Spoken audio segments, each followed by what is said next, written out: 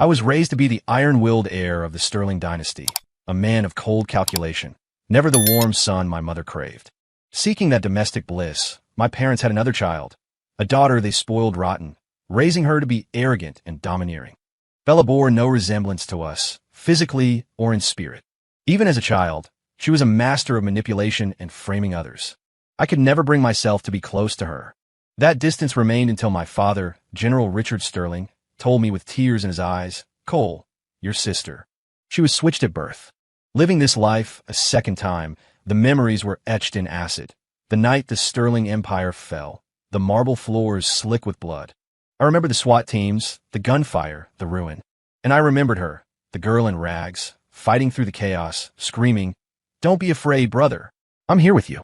Meanwhile, Bella, the diamond-draped fake heiress, was laughing, clinking champagne glasses in the arms of our destroyer. In the present, my mother, Eleanor, hugged Bella tight, shaking her head at me. "Cole, when will you learn to be softer with your sister?" Bella, nestled in her arms, looked at me with wide, teary eyes, while her manicured fingers smugly toyed with the pearls on mother's necklace, a silent provocation. I continued cleaning my sidearm, the cold steel reflecting my indifferent gaze. The security firm's logistics are a mess. I don't have time for childish games. My voice was hard, like ice hitting pavement. Mother's face darkened. "She is your sister. Why must you be so rigid? Can't you be like other brothers? Warm, fun?" Fun? The heir to the Sterling legacy didn't need to be fun. I needed to be strong, lethal. Only then could I hold up the family name and survive the Shark Tank of D.C. politics. Father would occasionally pat my shoulder, his eyes a complex mix of approval and unspoken regret. They wanted a daughter to dote on. So they created Bella. Treated like a princess, she grew up entitled and vicious. She broke father's antique Scotch decanter and blamed the maid without blinking. She skipped piano lessons and claimed the instructor bullied her. Every time, she'd dive into mother's arms, weeping, and receive unconditional comfort. My fact-based rebuttals only made me look cold and heartless. My heart had frozen over long ago. Until that night. Father returned from the capital, his suit damp with rain, eyes rimmed red. He dismissed the staff. "Cole, your sister. I'm afraid there was a mistake at the hospital 15 years ago." My grip on the gun slide tightened. I looked at him. The pain on his face was genuine. It was happening, exactly as I remembered. What happened? My voice was steady. Today, someone came with proof. They say Bella isn't Sterling. During the chaotic evacuation of the hospital during the storm years ago, a woman named Miller swapped the babies intentionally. Father squeezed his eyes shut. "I've sent investigators." The woman, likely a Martha Miller.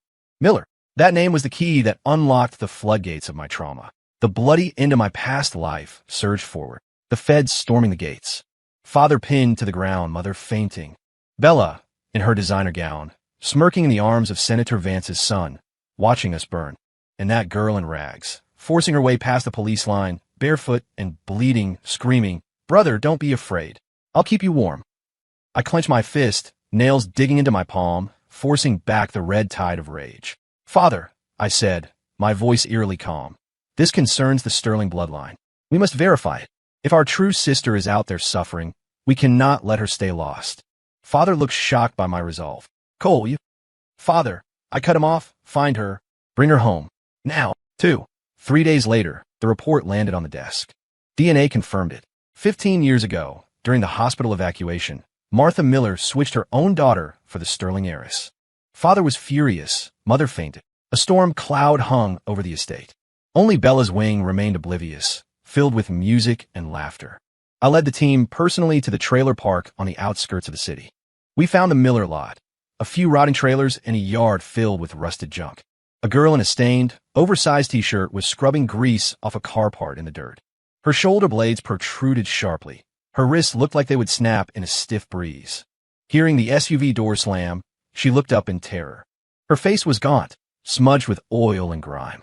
But those eyes, clear, bright, starry, the shape of them was a mirror image of Father's.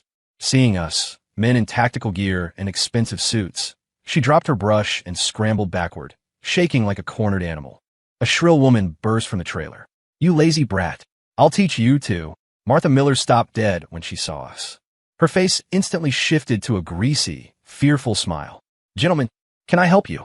My gaze slid over her like a physical weight, and landed on the terrified girl. My heart constricted. It was her, the girl from my memories. My sister. Don't be afraid. I took off my trench coat and moved to drape it over her shivering shoulders. She flinched violently, curling into a ball on the dirt. Don't hit me. I'm sorry. I'll work right now. Her reaction was a practiced reflex that made my blood boil. Martha rushed forward. Oh, she's just clumsy, sir. Let me get her out of your way. She reached to grab the girl's hair. My eyes narrowed. Back off. My security detail shoved Martha aside. I crouched down, lowering my voice. I'm not here to hurt you. I'm here to take you home. She slowly lowered her arms, revealing eyes full of tears and disbelief. Oh, yes, your real home. Martha started wailing. You can't take her. She's my daughter, my flesh and blood. I sneered. Your daughter?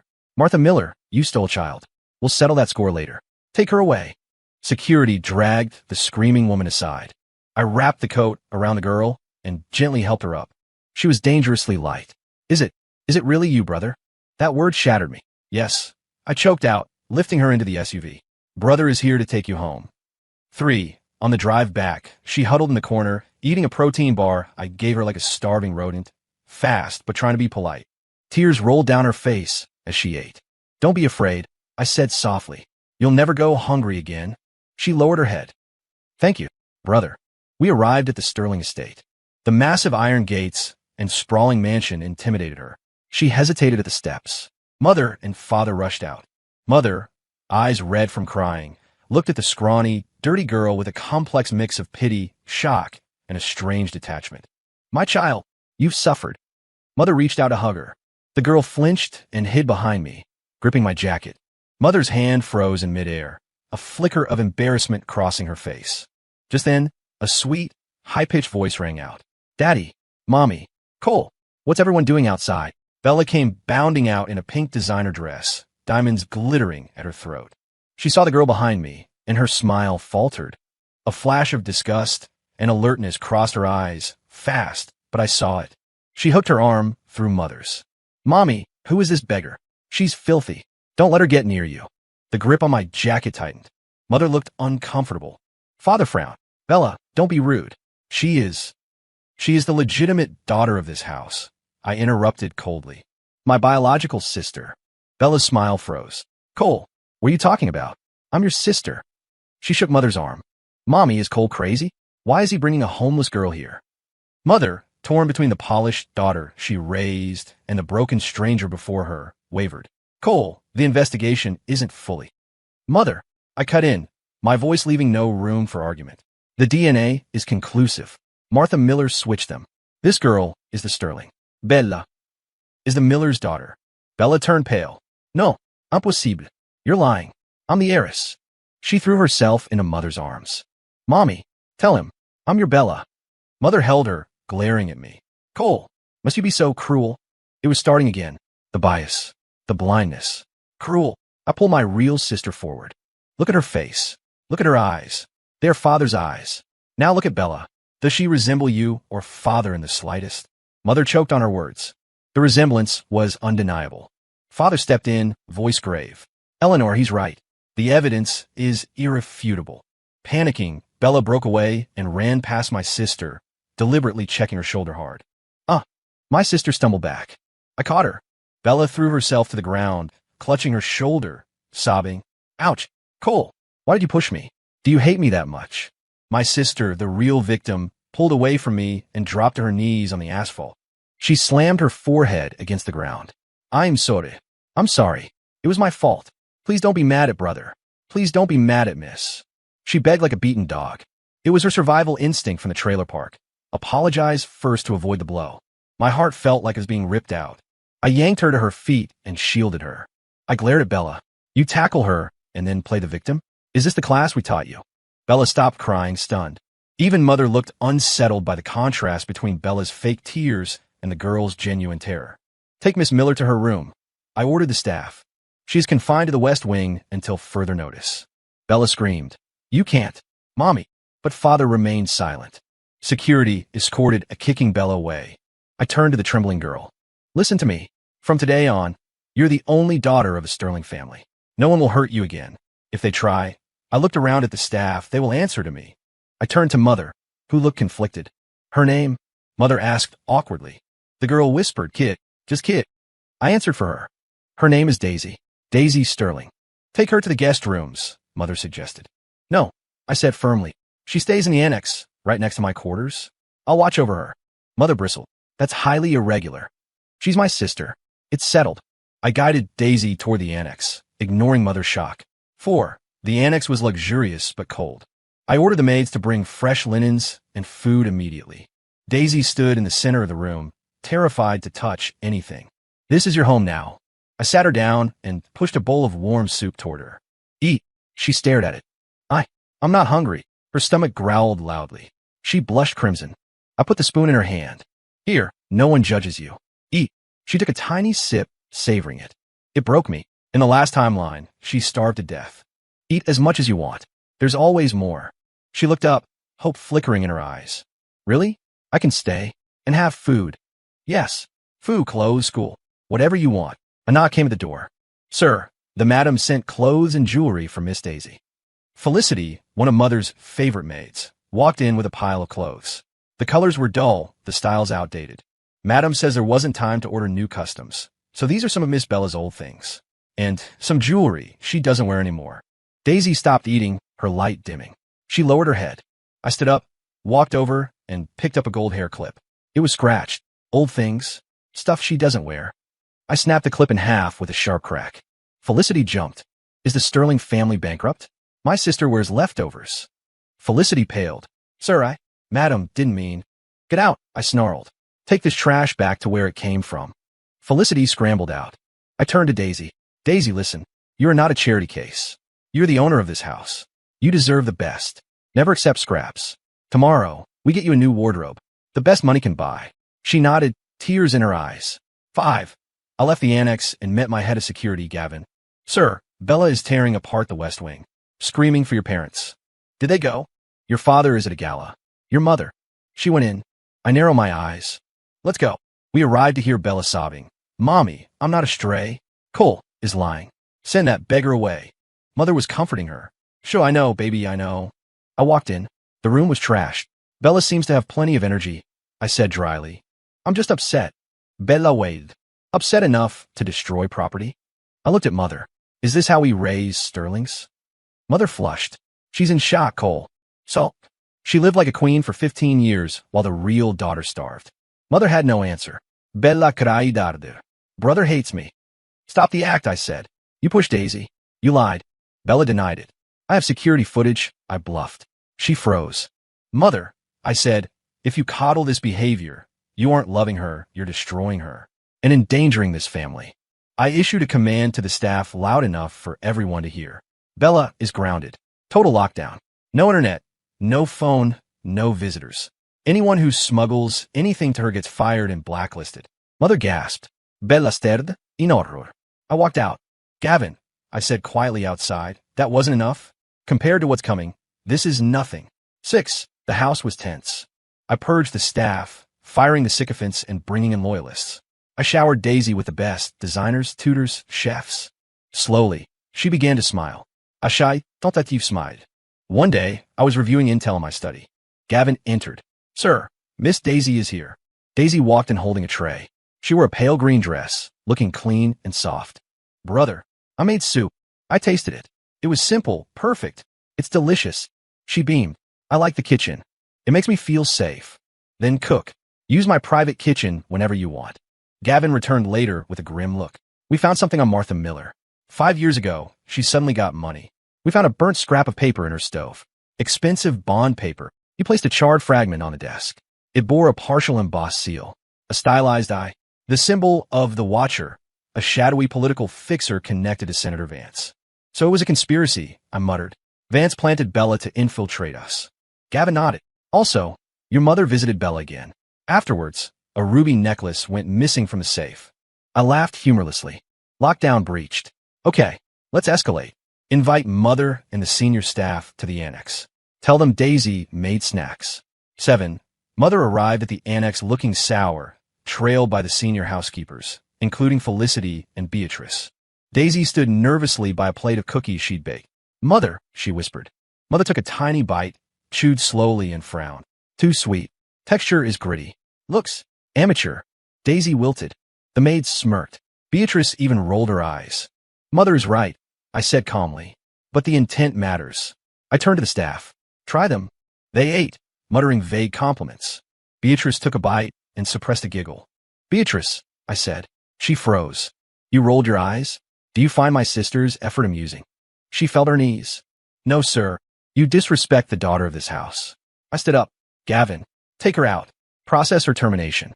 Ensure she never works in D.C. again. 2 guards dragged the screaming maid away. The room went deathly silent. Mother was shaking with rage. Cole, over a cookie. Over respect, Mother. Daisy has suffered enough. I will not tolerate disrespect from the help. Mother stormed out. I ate a cookie. It's good, I told Daisy. Next time, less sugar. But remember, you are the boss.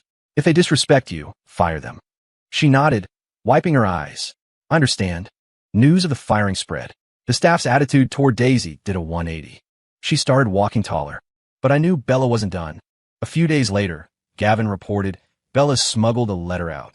To Uncle, the Watcher. The letter begged for help and asked to remove Daisy.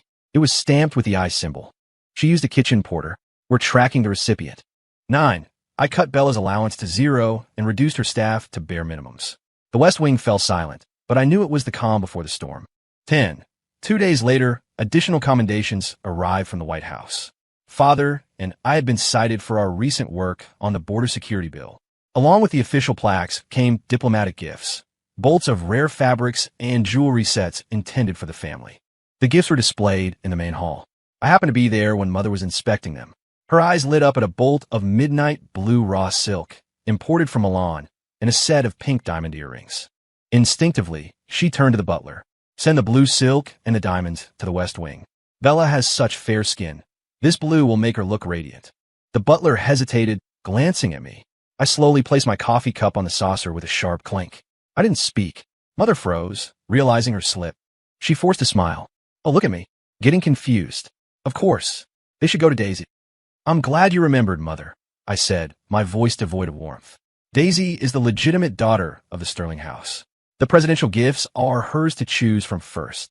I looked at the butler. Take everything to the annex. Let Daisy choose. Whatever she doesn't want. I paused, looking at Mother's tightening jaw. Can go into storage. Mother gripped her handkerchief, her knuckles turning white. I stood up to leave, but paused at the door. Since you're feeling well enough to manage the household, perhaps you should visit Daisy. She's improved her cooking and has been wanting to make you something special.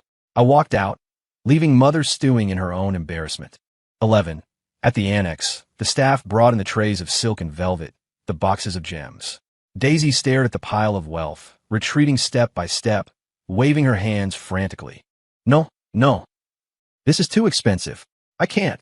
She looked at me, eyes rimmed with red. Brother, I really don't need this. Give it to Mother or the girl in the West Wing. I frowned. Daisy, my voice dropped an octave. She went silent, lowering her head like a scolded child. Lift your head. Look at these things. She timidly looked up. This silk is rare. These diamonds are worth a fortune. I picked up the heavy bolt of cool blue silk and shoved it into her arms. But they're just things, inanimate objects. You, Daisy Sterling, are the living, breathing air of this family. Are the objects too good for you, or are you too good for them? Daisy clutched the fabric, her fingers trembling. She opened her mouth, but no sound came out. Butler, I commanded, leave the items. Let Miss Daisy choose at her leisure. Store the rest. Yes, sir. The staff retreated respectfully. The room fell quiet. Daisy was still hugging the silk like it was a hot coal. Brother, I don't like it, I asked. She shook her head, then nodded, then whispered, I like it, but no buts. I softened my tone. If you like it, keep it. Make a dress. If you don't, throw it in the closet to gather dust. You're the master here. You have that right. I looked into her bewildered eyes. You have to get used to this, Daisy. Get used to people bringing you the best. Get used to being worth it. She seemed to only half understand, but her grip on the silk tightened just a fraction. 12. The West Wing remained quiet for less than 48 hours after the allowance cut. I knew Bella wasn't resigning herself to fate. She was plotting. Sure enough, that evening, Felicity ran to my quarters, face pale. Sir, bad news. Madam ate the lotus soup Miss Daisy sent, and suddenly fell ill. She's vomiting and covered in a rash. The doctor says it's poison. I slammed my file shut. Where is Daisy? She was in a room serving the soup. Madam has detained her. The general isn't home yet. My eyes went cold. I stood up and strode toward Mother's wing. The courtyard was in chaos. Inside, I heard Mother groaning and retching. When I entered, I saw Daisy kneeling on the floor, shaking violently, face pale as a sheet. Two maids stood guard over her. Mother was on the bed, looking green, her arm covered in angry red hives. Brother, Daisy saw me and burst into tears. I really didn't poison her. Mother shrieked from a bed. It was her, that ungrateful wretch. She hates me for loving Bella. She wants to kill me. I pulled Daisy up from the floor. Her hands were ice cold. I believe you, I whispered. She looked up, desperate hope in her eyes. I turned to the doctor. What poison? What are the symptoms? It looks like she ingested a toxic herb, the doctor said nervously. Likely foxglove. The dosage wasn't lethal, thankfully, but it causes severe gastric distress and rashes. Foxglove. I scanned the room. A maid, Tanya, suddenly gasped. I remember. Yesterday afternoon, I saw Daisy's maid, Annie, digging suspiciously in the garden, right where the foxglove grows. All eyes turned to Daisy. No, Annie didn't. I didn't. Daisy cried. Search the annex, I ordered Gavin, and search Annie's quarters. 13, Mother wailed. Call the police. Take her away. I never want to see her again. Daisy closed her eyes in despair. I stood still, face impassive. Gavin returned quickly, face grim. He held a small paper packet containing crushed leaves. Sir, we found this hidden in the bottom of the spice jar in Daisy's private kitchen. Confirmed foxglove residue. It was a thunderclap. The staff looked at Daisy with horror and disgust. It really was her. Attempted matricide. Daisy stared at the packet, unable to speak, trembling in absolute defeat. I took the packet and smelled it. Then I turned to Tanya. You said you saw Annie digging? What's your name? Tanya, sir. I work in the garden. You have sharp eyes, Tanya, I said, my voice dangerous. Foxglove isn't rare, but you identified it from a distance? And remembered the exact time? Tanya paled. I just. Check her financials, I told Gavin, and interrogate the maid who found this packet. Gavin returned 10 minutes later. Tanya's brother just paid off a $50,000 gambling debt yesterday. Tanya's knees gave out, and the maid who found the packet says Tanya told her exactly where to look. Tanya, I said softly, federal prison is not a fun place. Who paid you? Tanya screamed, I'll talk. It was Felicity, from the West Wing. She gave me the money. She told me to frame Daisy. She said she'd give me another $100,000 when it was done. 14. The room exploded in gasps. Mother sat up, shock overriding her sickness. Felicity, standing by Mother's side, turned gray and dropped to her knees. Madam, I didn't. She's lying. I have proof. Tanya yelled, pulling out bank receipts. She gave me cash, but the withdrawal slip was in the envelope. Gavin snatched the papers. It matches Felicity's account. Mother looked from Felicity to Tanya, and finally to Daisy, who was still kneeling, tears streaming down her face, but looking at me with total trust. Mother swayed and collapsed back onto the pillows. Drag him out, I ordered. Interrogate Felicity. Find out every detail. Arrest the entire staff of the West Wing. I walked over to Mother. She was weeping, broken. Do you see now, Mother? I asked mercilessly. This is the daughter you raised. She poisoned you. Her own mother, just to frame your biological child. She was willing to make you suffer just to keep her status. Mother couldn't speak. She just sobbed, a sound of utter regret. I turned away. Daisy looked at me, eyes bright through the tears. I extended my hand. Get up. The show is over. Time for dinner. She took my hand. It was cold, but her grip was firm. I won't cry, she said, voice shaking but clear. Crying means losing. I smiled. Good. 15. Felicity confessed, Gavin reported later. Bella orchestrated it. She promised Felicity a huge payout and a way out of the country. The foxglove was prepared to look bad, but not kill. Just enough to incapacitate your mother and frame Daisy. In the letter, we intercepted another one. To Uncle, the Watcher. It's desperate. She's asking him to remove Daisy permanently. Gavin paused. Also, Martha Miller is talking. She says a man with an eye tattoo paid her to swap the babies 15 years ago. He had a high-pitched voice. The Watcher. I mused. That matches Silas Vane, Senator Vance's fixer. This goes all the way to the top. I looked at the seal on Bella's letter. The eye. Okay, they want to play rough? Let's help them. How? Leak a rumor to the West Wing. Tell Bella that Martha Miller is dying and begging for a final confession. Tell her the investigation is closing in. Make her panic. Then, Open a hole in the security perimeter. 16. Daisy brought me cookies again. Much better this time. Can I learn to read the complex reports? She asked. I want to understand your work. I want to be useful.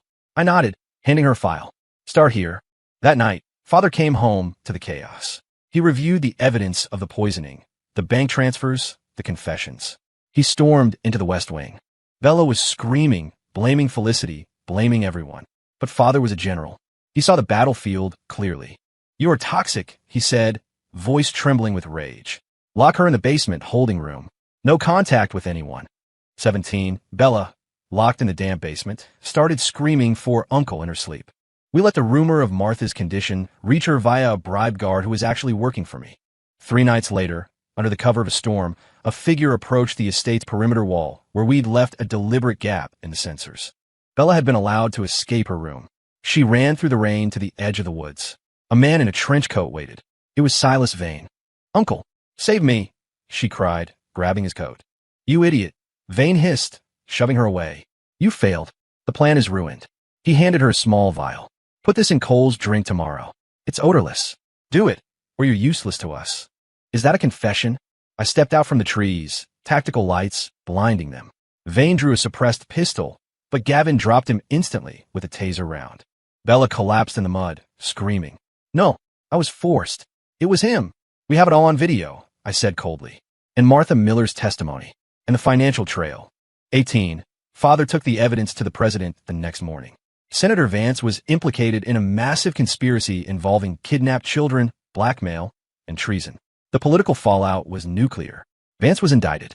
Silas Vane turned state's witness. Bella was sent to a secure juvenile correction facility in Utah, far away from D.C. She would never hurt anyone again. 19. Mother fell into a depression, guilt eating at her. But slowly, she started visiting the annex. It wasn't perfect, but she was trying. She brought fabric swatches, asked about recipes. The wall between them began to thaw. 20. 6 months later, the annual Sterling Gala. Daisy walked down the grand staircase in a gown made of that midnight blue silk, her head held high. She caught my eye and smiled, a genuine, confident smile that lit up the room. The president approached Father. General Sterling, your daughter is charming.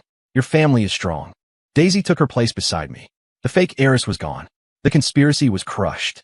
The Sterling legacy was secure. And I would keep it that way. Story complete.